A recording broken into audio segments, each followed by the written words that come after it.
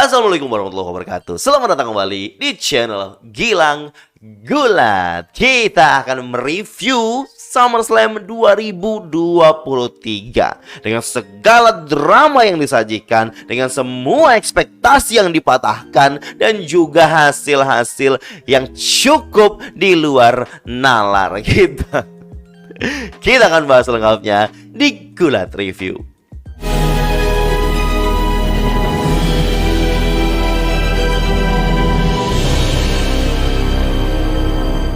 Saya akan mereview SummerSlam 2023 dengan asumsi semua teman-teman yang nonton video ini sudah nonton SummerSlam 2023 secara penuh ya guys ya. Kalau kalian belum nonton, kemana aja? Apakah Anda fans gulat sesungguhnya? Masa nggak nonton SummerSlam sih? Nonton dulu ya, baru nonton video ini. Kita bahas dulu mulai dari match pertama kita, yaitu Logan Paul versus Ricochet, yang mana menurut saya match opening yang mantap, fast pace, good moves, dan beberapa manuver-manuver yang mereka lakukan yang tujuannya membuat pertandingan ini menarik dan mendapatkan momen viral. Ada beberapa usaha dan spot viral yang mungkin bisa jadi catatan penting untuk menekankan posisi match ini sebagai opening yang memukau. Menurut saya ini pas jadi opening, dan Logan Paul serta Ricochet sama-sama saling mendukung untuk membuat match ini bagus, dan mereka berhasil. Cuma endingnya mengotori semua yang telah mereka lakukan menurut saya guys ya. Karena endingnya bisa clean loh. Sebenarnya bisa aja Logan Paul masuk akal, dan ya kita bisa maklum lah ketika Logan Paul menang clean dari Ricochet. Nah, tapi dia harus menang kotor di sini. Entah bagaimana jalan pikirannya kreatif untuk membuat Logan Paul menang kotor di sini. Dengan ada temennya, partnernya atau krunya ngasih knuckle yang besi itu tanpa dilihat wasit. Wasit nggak tahu, tiba-tiba langsung one lucky punch dengan brass knuckle besi di tangannya Logan Paul, dan langsung menjatuhkan Ricochet, dan that's it. Ini sangat-sangat gimana ya, menurut saya tuh kayak membuat match ini nggak jadi keren gitu loh, dengan ending yang seperti itu. Saya akui dari awal mereka dengan usaha fase yang cukup cepat, high flying action, manuver, dan high risk taking.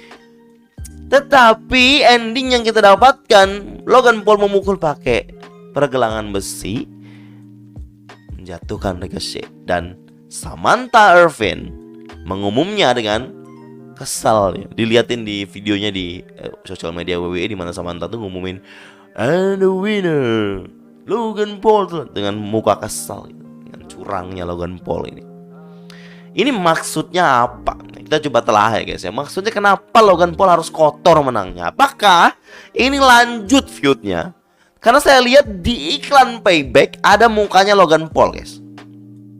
Apakah ini akan melanjutkan feudnya Logan Paul dengan Ricochet? Karena Logan Paul menangnya tidak bersih atau tidak clean.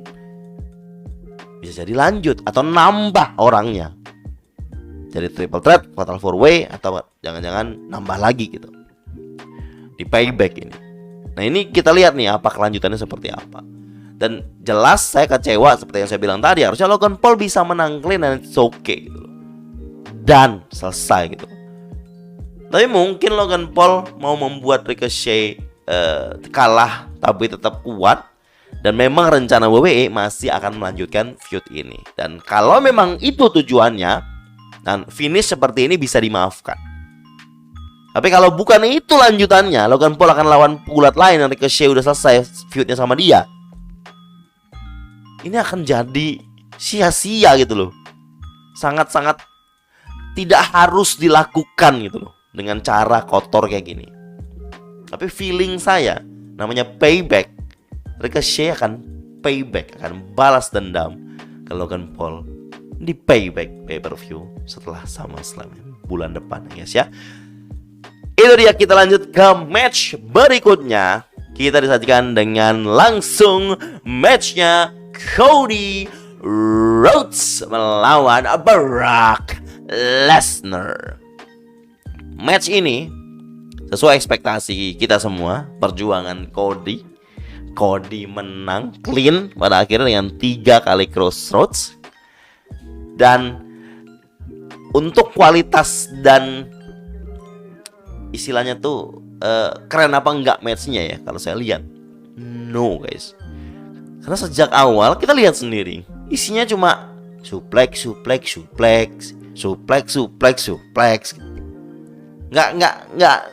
Nggak berwarna gitu loh guys. Cuma ada jadi tujuannya Lesnar itu untuk count out Cody gitu loh. Dia pengen Cody stay di bawah. Berapa kali dia coba tuh count out Cody sampai dia mecahin meja komentator. Dia nggak bisa count out Cody. Hitungan 9, setelah itu Cody bisa naik lagi. Dan Lesnar udah capek banget, sudah berkeringat banget.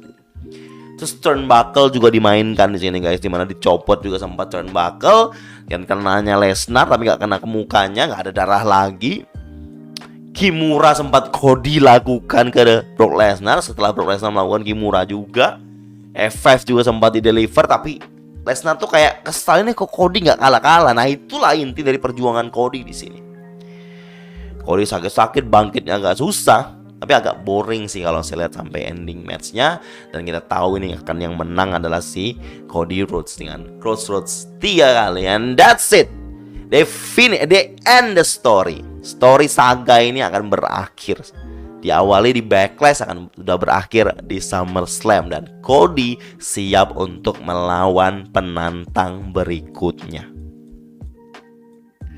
Cody Rhodes setelah dia mau selebrasi kemenangan, Lesnar balik lagi. Ngapain Lesnar? Dia nyalamin Cody guys. Jadi mereka bersalaman di situ. Dan ini membalikkan kondisi Lesnar yang turn face sepertinya. Jelas Lesnar kembali turn baby face. Dan Cody Rhodes siap untuk melanjutkan cerita baru di Monday Night Raw besok. Siapa penantang berikutnya? Kita coba bahas nanti setelah kita bahas match-match berikutnya ya guys ya. Tapi kemenangan Cody sudah sesuai ekspektasi saya. Dan berakhirnya feud ini memang sesuai ekspektasi kita semua. Oh iya, satu lagi. Di match ini Cody, ini konyol guys, saya bilang. Cody menghantamkan steel step ke Brock Lesnar. Wasit melihatnya, and wasit do nothing. Dia bilang, gitu doh. Ini steel step nih, dibenturkan ke orang. Ini match normal bro. Harusnya diskualifikasi dong. Iya dong, diskualifikasi harusnya. Kalau steel step tetap di tempat, terus orang didorong ke steel stepsnya buyar, itu enggak dikonsider diskualifikasi. Tapi kita penonton gulat sudah tahu sebuah alat digunakan, dibenturkan ke seorang, dan wasit melihat itu, DQ dong. Cody harusnya DQ. Tapi wasit kenapa nggak DQ-in Cody di sini? Ini yang botch Cody yang lupa kalau ini normal. Taunya itu stipulasi yang kita pernah bahas itu guys. Atau wasit yang botch? Mungkin gini guys, mungkin Cody yang salah, dia lupa. Kalau menurut saya mungkin ya. Terus wasit bingung, ini bukan akhir dari match, rencananya nggak begini. Ya udah lanjut aja. Jadi begitu, Cody yang lupa, Cody yang botch kalau saya bilang. Atau memang rencananya seperti itu biar orang jadi omongan. Bener ya, WWE kan suka nih kasih kontroversi terus biar jadi omongan. Bener, kita omongin dong. Ini DQ harusnya. Cody harusnya kalah, dia DQ. Apakah WWE mengubah peraturan dengan begitu saja di match ini? Itu yang kita pertanyakan dan gak ada jawabannya guys. Apakah Cody akan ngomong itu? Kemungkinan enggak guys, gak akan diomongin soal DQ ini. Mungkin juga WWE untuk matchnya Brock Lesnar, DQ simple kayak gini gak akan dibahas dan diperbolehkan lah. Kan kalau nggak salah ya, banyak matchnya Brock Lesnar dia mukul wasit tapi nggak DQ. Banyak, ada beberapa. Dan mungkin pengecualian untuk matchnya Lesnar ketika mungkin pembalasan dendam wasit ya. Nggak juga. Lanjut lagi adalah match Slim Jim SummerSlam Battle Royale yang digadang-gadang menjadi momentum untuk LA Knight menang di Royal Rumble Battle Royale ini. Finally memang LA Knight yang menang. Tetapi ada beberapa poin yang kita dapatkan di sini, yaitu adalah the return of Omos. Ekspektasinya return. Randy Orton bang, ada Orton bang. The Walk nih nanti keluar nih bang di match Tribal Chief bang. Bray Wyatt nanti keluar di match setelah matchnya Cody ini. Ada Kairi Sane yang confirm kayaknya muncul di matchnya Asuka. There's nothing that we mentioned before muncul di SummerSlam 2023 ini. Ini saya bahas lebih awal aja guys. Nggak ada satupun return yang muncul yang kita sebutkan yang sesuai rumor. Makanya sejak awal saya bilang, ketika Gula Talk saya bilang, ini rumor guys, nggak sepenuhnya benar. Dan selalu saya bilang mungkin. Tapi saya nggak bohong guys. Saya ada ekspektasi dan keinginan, harapan ada yang return, yang kita sebutkan yang sesuai rumor. Harapan saya ada guys. Tetapi seiring berjalannya match di SummerSlam, saya nggak begitu berharap lagi gitu, nggak begitu berharap lebih. Dan untung saya begitu, jadi itu nggak merusak mood saya untuk nonton watch along ini guys. Dan teman-teman nih yang pada ekspektasi The Walk, ekspektasi Orton bla bla bla, kecewa dong jadinya kalau terlalu ekspektasi SummerSlam tahun ini. Kita coba bahas itu lagi nanti ya. Tapi by the way, return yang kita sebut nggak ada semuanya sebelumnya. Yang kita tidak pernah bahas, hampir tidak pernah bahas, Omos yang return guys, dengan MVP yang membawanya ke sini. Returnnya Omos ini jelas, saya berpikir Omos pasti akan muncul lagi di Monday Night Raw. Dia akan muncul, mungkin akan ada lawan baru, akan lawan jobber lagi apa segala macam. Pokoknya Omos pasti akan dischedule-kan untuk muncul lagi rutin di Monday Night Raw. Dengan returnnya ini, dia return di SummerSlam Battle Royale ini ya memang sangat dilihat sebagai monster, sebagai giant yang mendominasi. Dan dia jadi alasan banyak superstars ataupun pegulat yang dieliminasi di SummerSlam Battle Royale. Dia lebih kurang bisa dibilang ngebantu LA Knight lah untuk menang. Awalnya saya agak deg-degan ini, Sheamus sama LA Knight sisa terakhir nih. Alhasil tetap LA Knight. This is his spot, this is his spotlight yang harus dia dapatkan. Seperti yang saya bilang di prediksi, kalau memang LA Knight harus digantilah kekalahan dia di Money in the Bank, mungkin bukan kesempatannya dia. At least give him the spotlight at SummerSlam. Dengan SummerSlam Battle Royale aja mungkin gak ada hadiahnya, memang gak ada hadiahnya guys ya.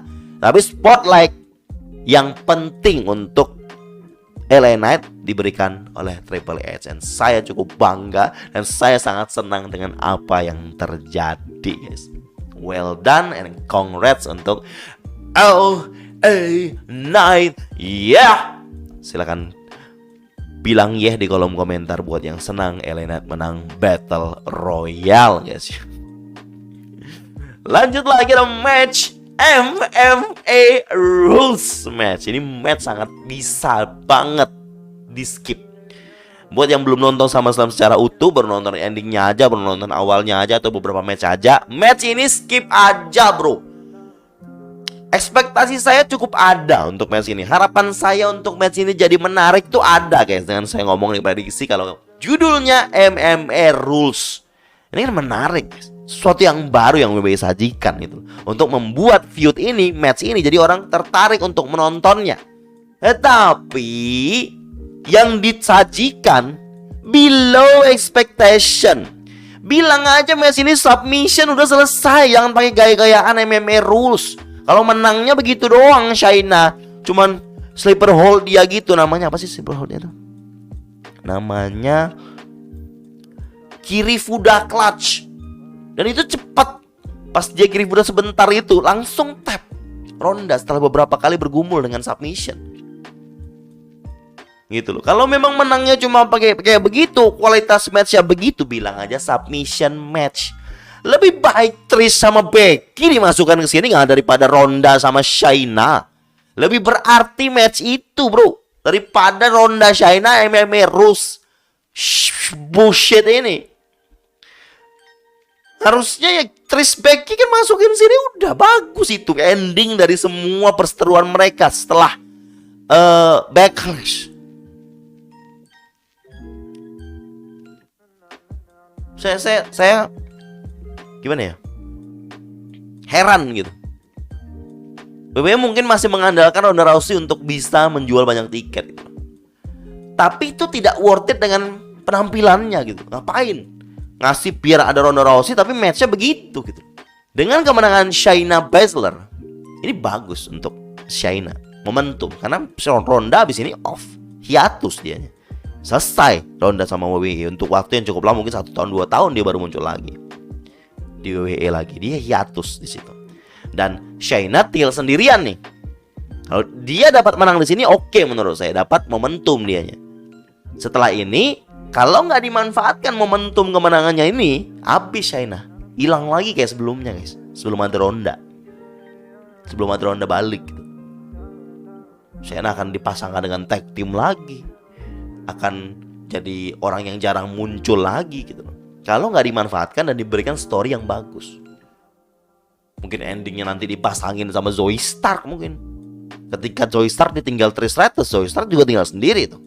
Kalau nggak dikasih story bagus untuk Women's Division ini, untuk biar fresh story-nya, nggak bakal jadi talenta-talenta yang sudah dikasih momentum ini guys. Kalau saya bilang Shayna harus bagus setelah ini, harus dikasih spot lah istilahnya. Dapat match di Payback pasti bagus menurut saya untuk Shayna Baszler. Dan kemenangan Shayna sesuai ekspektasi saya, dan memang harus. Ronda nggak boleh egois dengan sebelum dia keluar dia menang dulu gitu, nggak boleh dia egois kayak gitu. Demi temennya dia harus kalah di sini, dan dia lakukan itu. Good girl Ronda, saya bilang. Tapi matchnya skip aja guys, nggak worth it. Saya bisa berpikir gini loh, alangkah bagusnya ya kalau memang mau di-effortkan sama WWE ya, bikin aja memang bener-bener MMA Rules match. MMA Rules match kayak yang di Jake Hager sama Wardlow di AEW. Mungkin gak usah pakai octagon, tapi stylenya begitu gitu. Lebih fightnya tuh lebih jelas gitu loh. Lebih kerasa fightnya. Gak kayak gini doang gitu. Ini kayak match tipikal episode Monday Night Raw yang filler. Kalau saya bilang kualitasnya begitu. Enggak banget. Kita lanjut ke match berikutnya. Match berikutnya kita adalah Intercontinental Championship match, Gunther melawan Drew McIntyre. Sesuai ekspektasi saya, sesuai prediksi saya, retain. Dengan beberapa analisa yang saya lakukan di prediksi, benar guys.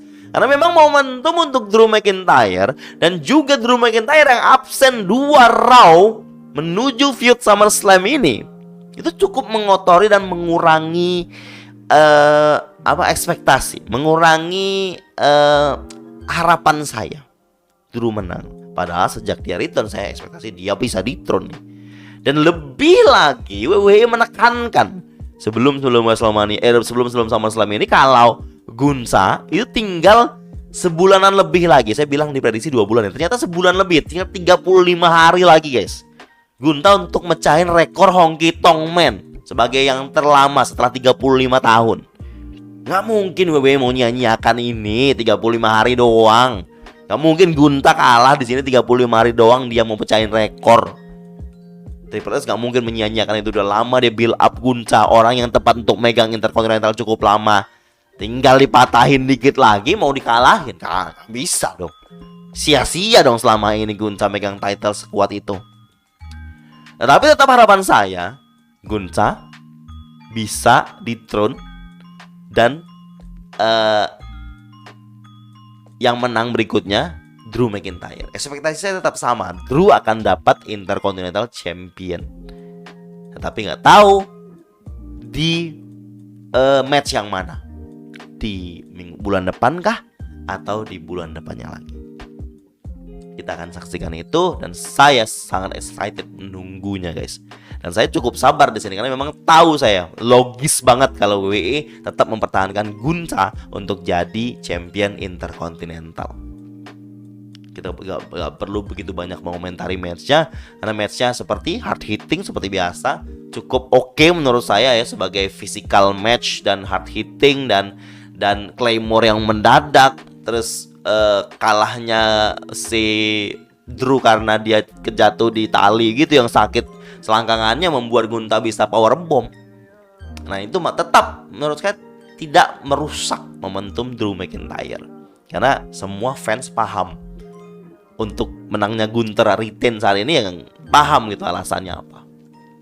Ya udah, lanjutlah kita ke match yang membuat saya cukup kesal guys dengan endingnya. Well, match ini adalah World Heavyweight Championship match Seth freaking Rollins melawan Finn Balor. Datang Finn Balor sendirian tanpa ada Judgment Day di sini. Dan Rollins seperti biasa, tapi dia pakai baju 7 tahun lalu. Ini masih telling story 7 tahun ya guys ya. Dimana Finn Balor nulis tulisan 7 di sini. 7 angka 7 di sudut tengahnya, jadi ya, 7 years maksudnya. Ini story yang masih di bring dari Money in the Bank kemarin di SummerSlam ini, dan ditambah dengan intriknya Damian Priest dan Finn Balor. Matchnya oke banget guys, oke banget matchnya, mantap sekali, deg-degan berkali-kali saya guys. Kick out yang near fall itu loh guys, near fall ketika momen wah gila banget yang dimana Finn Balor udah kode gerak, sudah ada orang Judgment Day datang gitu, dia mau kunci gak berhasil guys. Itu udah itu banget saya, itu udah gedek banget tuh, kayak yang pasti Finn Balor udah menang itu, tinggal mau tapi aduh gak jadi. Jadi udah klasik tuh, Judgment Day udah ganggu wasit, perhatian si Rollins sudah diganggu, Finn Balor tinggal eksekusi pin, udah menang itu dikit lagi di ending itu guys, hampir ending itu. Tetapi drama, lagi-lagi drama Judgment Day jadi sajian WWE sekarang, menandingi dramanya Bloodline guys. Dimana endingnya kita bilangnya, dimana Finn Balor udah setelah dia near fall itu udah kesel nih, udah bingung nih mau gimana lagi. Terus dia minta tolong Damian Priest, ayo bantu lakukan sesuatu, kata si Finn Balor. Terus Damian Priest agak kesal, marah karena ketika dia mau cash in, Finn Balor bilang nggak boleh, jangan cash in, jangan, ini momen saya, jangan cash in, katanya gitu. Kan Finn Balor pengen menang juga, Damian Priest juga pengen menang. Ini kan miskomunikasi mereka yang sejak dari awal di Money in the Bank juga terjadi di sini guys. Miskomunikasi ini jangan, tapi Damian Priest tuh tetap ingin menang untuk Judgment Day biar Judgment Day dapat title. Tapi kan Finn Balor juga pengen untuk Judgment Day, tapi dia yang dapat titlenya, dia nggak mau Damian Priest yang dapat title dari Money in the Bank itu, cash in. Di cash in koper Money in the Bank itu guys. Ya udah, si Damian Priest gak jadi cash in, dan dia marah ketika tadi balik lagi Finn Balor nyuruh dia bantu. Dia udah kesal karena nggak bisa cash in. Ya udah, dia lempar aja kotak itu yang sepertinya lihat dari ekspresinya Finn Balor itu bukan Finn Balor yang Finn Balor inginkan guys. Ketika Damian Priest ngelempar kotak itu ke dalam, mungkin bukan itu yang diinginkan oleh Finn Balor. Dia kesal melihat, terus larilah jalanlah si Damian Priest ke arah berlawanan, di mana wasit ngalangin dia. Terus Finn Balor agak susah nggapai kopernya karena mungkin rencana yang dia pikir bukan itu. Dia kan agak kaget, jadi agak bingung, dia ngambil koper aja lama. Dan ini jadi kesempatan Rollins untuk curb stomp, and that's it. Finn Balor kalah. Kesal banget saya guys lihat kayak gitu guys, drama. Dan di zoom mukanya Damian Priest marah, muka nggak enak, bukan muka menyesal karena membuat Finn Balor kalah, enggak. Yang dikeluarin Damian Priest tuh muka marah sama Finn Balor, kayak tuh kan apa gue bilang, mending gue cash in tadi gitu loh. Tuh kan gak bisa kau. Itu kayak dia rasain loh, kayak gitu loh mukanya si Damian Priest ini yang sudah jadi meme banyak. Dan Finn Balor juga gitu, kesal mukanya, marah sama Damian Priest guys. Dan tebakan saya, ada yang bilang katanya rumornya Balor, Damian sama Rollins triple threat. Kita coba kesampingan itu dulu. Balor, Damian Priest pasti match guys. Kalau saya bilang ini ada match pasti mereka nih. Ini pasti ceritanya fokus ke situ nanti. Bagaimana Judgment Day akan meeting mereka, akan berpromo. Terus Finn Balor marah ke Damian Priest, Damian Priest marah ke Finn Balor dengan berbagai alasan. Dan mungkin akan jadi match antara mereka berdua. Saya coba mengindahkan, coba tidak menggubris Seth Rollins dulu ya. Karena saya pikir ini feeling saya guys. Karena saya berpikir Finn Balor sama Rollins udah kelar guys.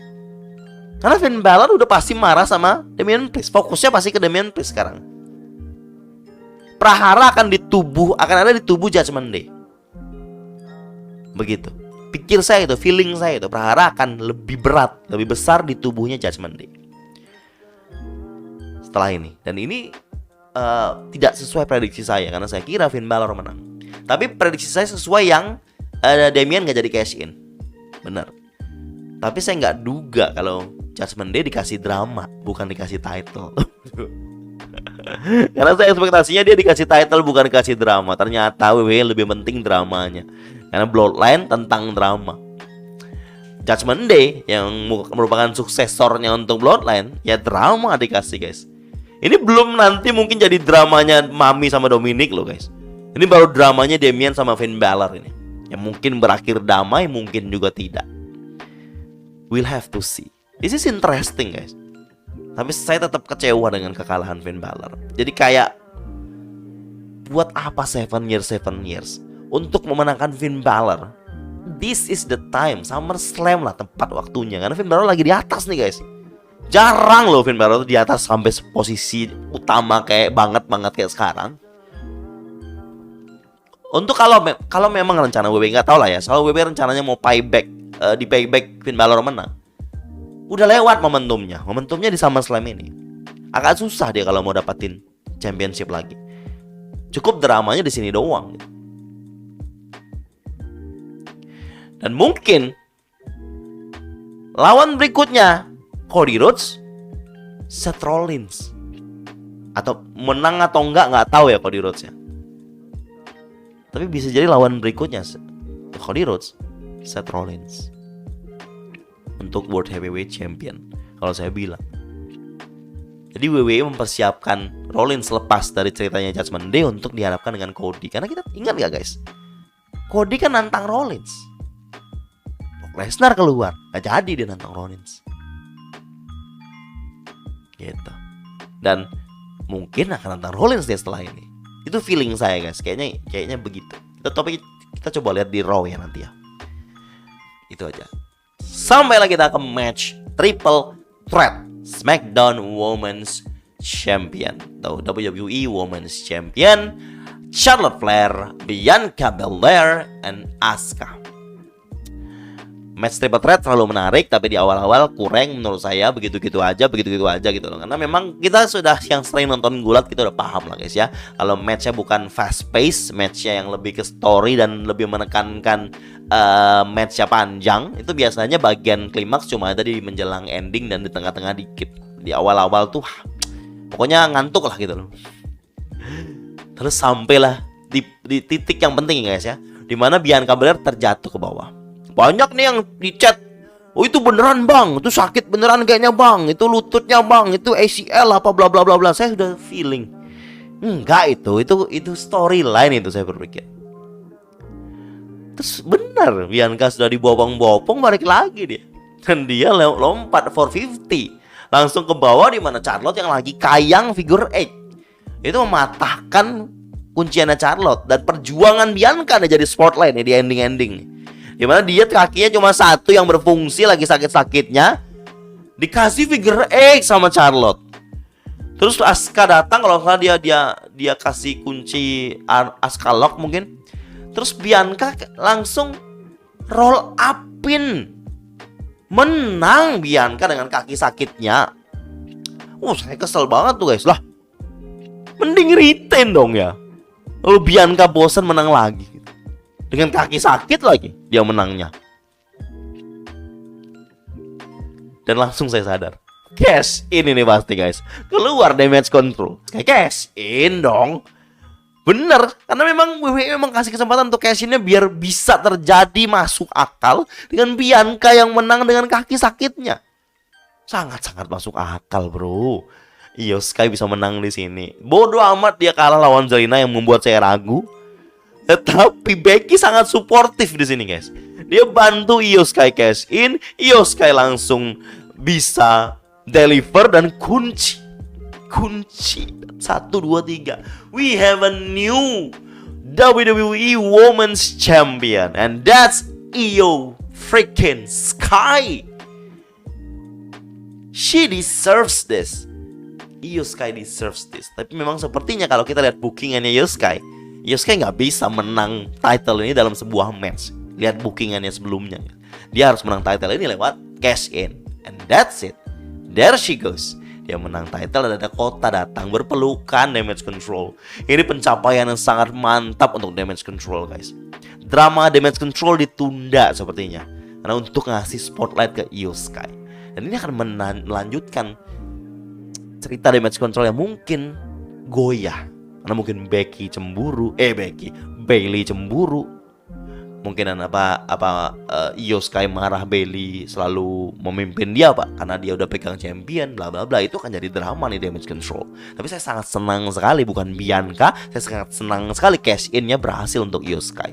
That's 2 poin yang menurut saya sangat penting untuk match triple threat ini. Apakah payback akan terjadi untuk Bianca lawan Io Sky? We'll have to see that. Lanjut lagi, sampailah kita tarik napas dulu, guys. Sudah hampir setengah jam nih saya rekam. Kita tarik napas dulu, guys, karena kita akan ngomong yang membuat saya harus menguras energi.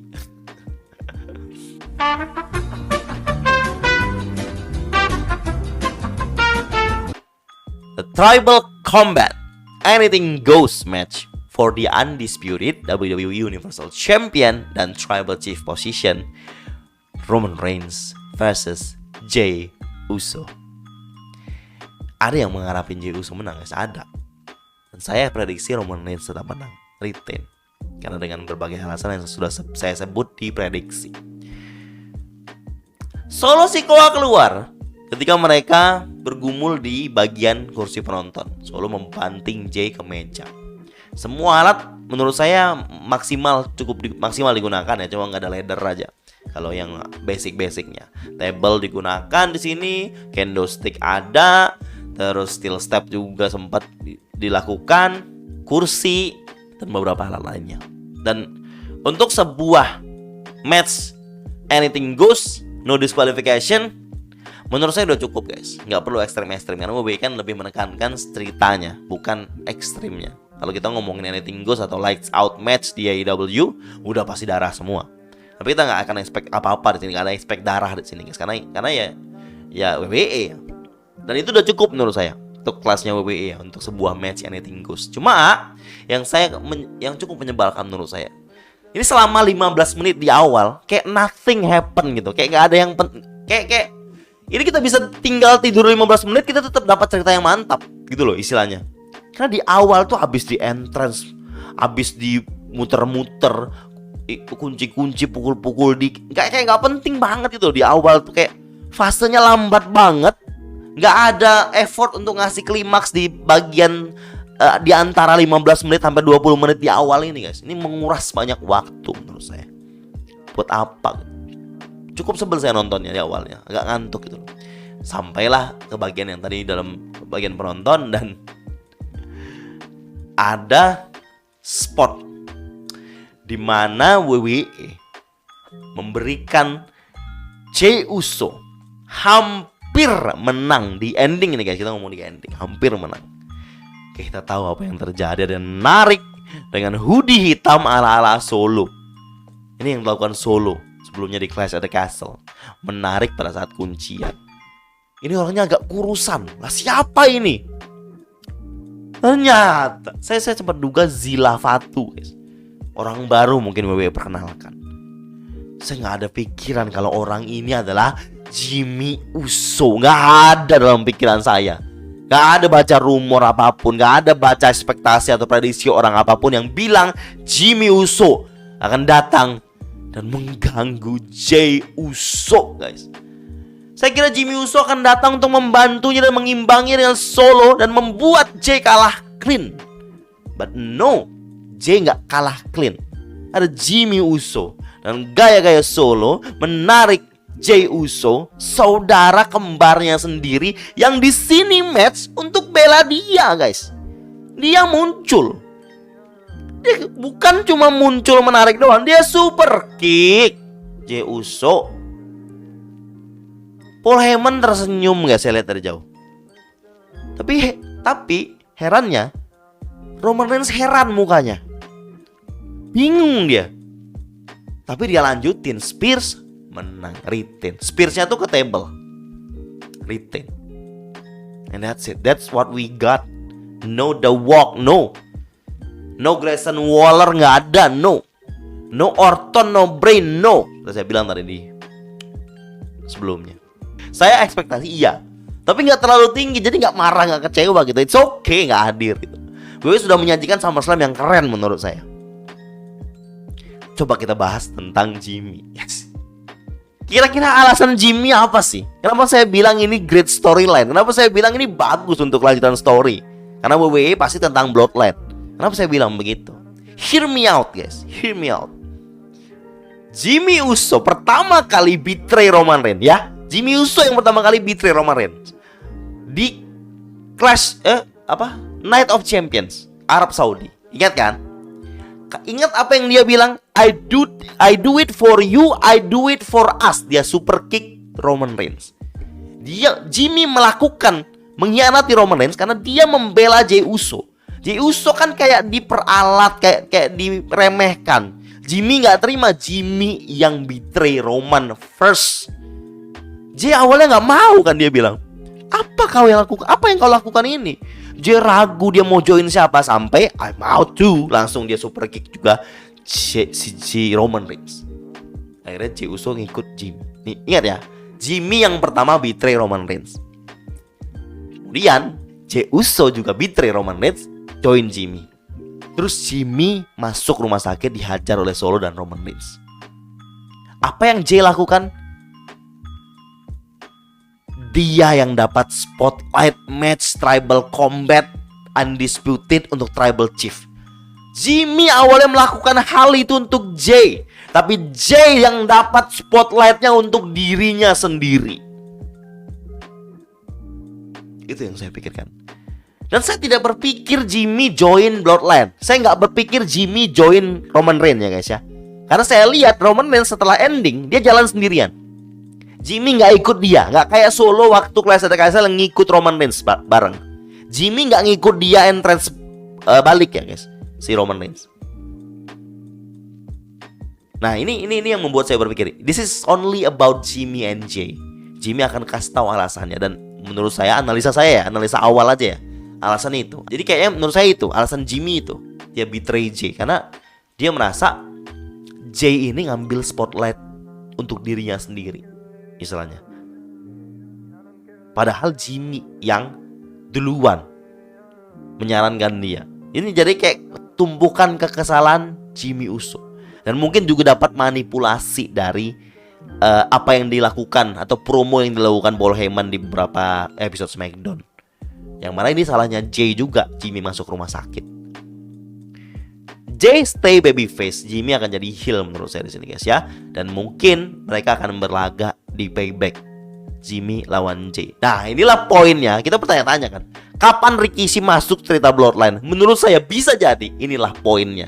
Rikishi bisa masuk cerita Bloodline buat nengahin nih dua orang anaknya nih, anak kembar dia ini, untuk dipisahin, dileraikan lah gitu istilahnya.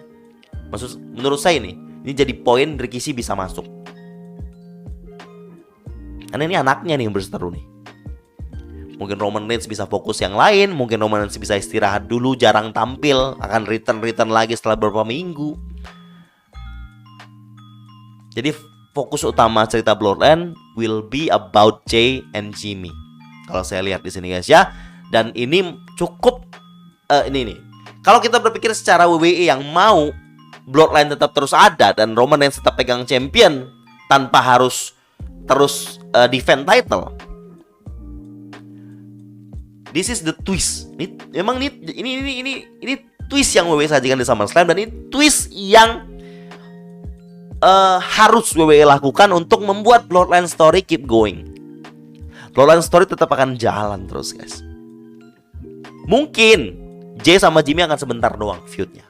Bisa jadi berakhir damai, bisa jadi tidak. Ini bisa berakhir damai loh guys. Jangan salah, bukan berarti Jay akan sendirian, Jimmy akan sendirian. Ini bisa berakhir damai. Dan ini nggak lama kalau saya bilang. Feud-nya Jimmy sama Jay nggak lama. Karena mungkin menuju akhir tahun dan awal tahun WWE akan fokus lagi untuk Roman Reigns. Kita nggak tahu Roman Reigns akan lawan siapa selanjutnya, Roman Reigns akan seperti apa selanjutnya. Tapi fokus WWE sekarang adalah Jimmy and Jay Uso. There will be highlighting every single SmackDown episode. Finally, that's it my review teman-teman. Puas atau tidak SummerSlam tahun 2023 ini, tapi itu yang terbaik yang bisa WWE sajikan.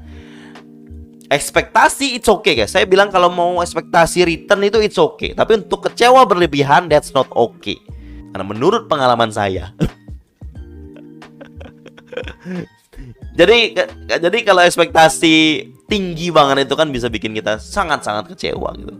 Tapi ekspektasi coba, khususnya ekspektasi yang besar ya, kayak returnnya Orton, kayak returnnya The Walk, kayak returnnya Bray Wyatt, itu kan itu ekspektasi yang cukup besar. Kalau menangnya LA Knight menurut saya bukan ekspektasi yang cukup besar guys ya, ekspektasi yang masuk akal. Pembelaan. Dan menurut saya tidak ada event besar lagi setelah ini. Ada Payback, Fastlane, itu nggak yang cukup besar untuk membuat sebuah return besar gitu kan. But kita harus saksikan Raw after SummerSlam ini. Ada debut mungkin. Kalau return kayaknya nggak usah ekspektasi lagi ya guys ya. Dan saya merasa overall SummerSlam cukup menyajikan entertainment dan roller coaster of emotion untuk saya sebagai penontonnya. Dan saya jelas, kita semua pun jelas terhibur dengan sajian SummerSlam tahun ini, dengan ups dan downs-nya ya pasti. Dengan plus minusnya ya guys ya. Dan itu lumrah lah dalam sebuah show WWE, ada plus dan minus pastinya. Dan untuk terhibur atau tidak, sekali lagi saya jawab terhibur dan sangat terhibur dengan apa yang disajikan WWE di SummerSlam tahun 2023. Teman-teman punya review singkat juga setiap matchnya, silahkan komen di bawah, dan juga komen match favorit teman-teman ya di bawah sini. Terima kasih buat teman-teman yang selalu mengikuti video-video saya di channel Gilang Gulat. Thank you.